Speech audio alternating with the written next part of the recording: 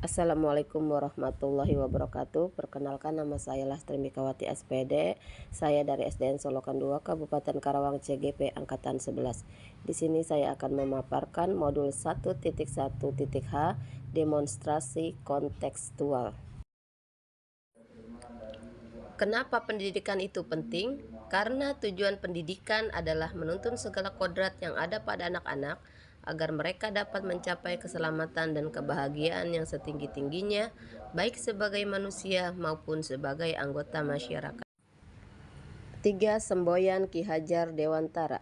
Apa makna 3 semboyan Ki Hajar Dewantara yang akan diingat dari generasi ke generasi untuk dunia pendidikan? Ingarso Sung Tulodo, artinya dari depan seorang pendidik harus memberikan teladan yang baik. Ingmadio Mangun Karso, artinya dari tengah seorang pendidik harus dapat menciptakan prakarsa atau ide. Tutuori Handayani, artinya dari belakang seorang pendidik harus bisa memberi arahan atau dorongan. Cinta tanah air dan kearifan lokal. Pendidikan yang humanis dan berlandaskan kemandirian dapat dikontekstualkan dengan nilai-nilai luhur kearifan budaya daerah yang relevan, seperti rasa cinta tanah air dan kecintaan terhadap budaya lokal. 3P menurut Ki Hajar Dewantara.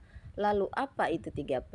Yang pertama, pembelajaran. Pembelajaran tidak hanya memberikan fondasi untuk pendidikan yang inklusif dan bermakna, tetapi juga mengilhami pendekatan pembelajaran yang mengutamakan kepentingan dan perkembangan pribadi siswa secara menyeluruh. Yang kedua, pendidikan. Pendidikan tidak hanya mencakup aspek akademik, tetapi juga menghargai nilai-nilai kemanusiaan dan pemberdayaan individu secara menyeluruh. Kontribusinya tidak hanya terbatas pada pendidikan formal di kelas, tetapi juga mengajarkan pentingnya pendidikan yang melibatkan semua aspek kehidupan dan pengalaman siswa. Selanjutnya, pengajaran. Pengajaran tidak hanya terbatas transfer pengetahuan, tetapi juga menekankan pada pembinaan karakter dan pemberdayaan siswa agar dapat menghadapi tantangan kehidupan dengan baik.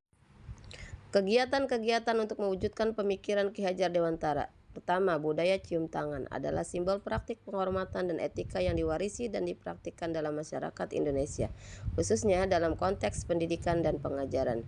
Yang kedua, aktivitas membuat kerajinan tangan dari limbah plastik. Tidak hanya menciptakan produk yang bermanfaat, tetapi juga mendukung nilai-nilai pendidikan seperti pendidikan lingkungan, karakter, keterampilan, dan inklusivitas. Ketiga, budaya olahraga. Budaya olahraga tidak hanya menjadi bagian dari pendidikan jasmani semata, tetapi juga mendukung pengembangan karakter dan keterampilan yang penting bagi siswa dan mempersiapkan masa depan. Selanjutnya, budaya kerja bakti. Kerja bakti tidak hanya mencerminkan nilai-nilai sosial dan gotong royong yang penting dalam masyarakat Indonesia, tetapi juga mengandung filosofi pendidikan inklusif, partisipatif, dan bertanggung jawab. Aktivitas di sekolah yang sesuai dengan filosofi Ki Hajar Dewantara. Gambar di samping adalah salah satu penerapan filosofi Ki Hajar Dewantara tentang budi pekerti. Budi pekerti atau watak atau karakter merupakan perpaduan antara gerakan pikiran, perasaan, dan kehendak atau kemauan sehingga menimbulkan tenaga. Konsep di atas sangat erat kaitannya dengan filosofi Ki Hajar Dewantara. Aktivitas membuat kerajinan tangan dari limbah plastik tidak hanya menciptakan produk yang bermanfaat, tetapi juga mendukung nilai-nilai pendidikan seperti pendidikan lingkungan, karakter, keterampilan, dan inklusivitas. Budaya olahraga. Budaya olahraga tidak hanya menjadi bagian dari pendidikan jasmani semata, tetapi juga mendukung pengembangan karakter dan keterampilan yang penting bagi siswa dalam mempersiapkan masa depan. Budaya kerja bakti. Kerja bakti tidak hanya mencerminkan nilai-nilai sosial dan gotong royong yang penting dalam masyarakat Indonesia, tetapi juga mengandung filosofi pendidikan inklusif, partisipatif, dan bertanggung jawab. Filosofi pemikiran Ki Hajar Dewantara.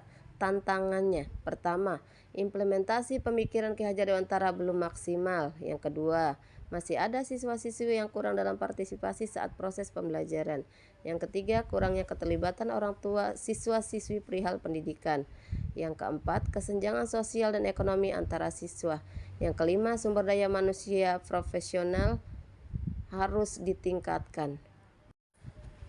Solusinya, yang pertama perlu konsistensi dan refleksi semua unsur dan stakeholder. Yang kedua, menggunakan metode pembelajaran yang interaktif seperti diskusi kelompok, bermain peran untuk melibatkan dan memotivasi siswa. Yang ketiga, membangun kemitraan yang kuat antara sekolah dan orang tua. Contohnya, forum guru dan wali murid. Selanjutnya, menyediakan beasiswa, bantuan belajar, dan dukungan tambahan bagi siswa. Yang kelima, adanya pembinaan kepada guru-guru melalui pendidikan atau bintek untuk meningkatkan kompetensi dan keprofesionalan guru. Sekian dan terima kasih. Wassalamualaikum warahmatullahi wabarakatuh.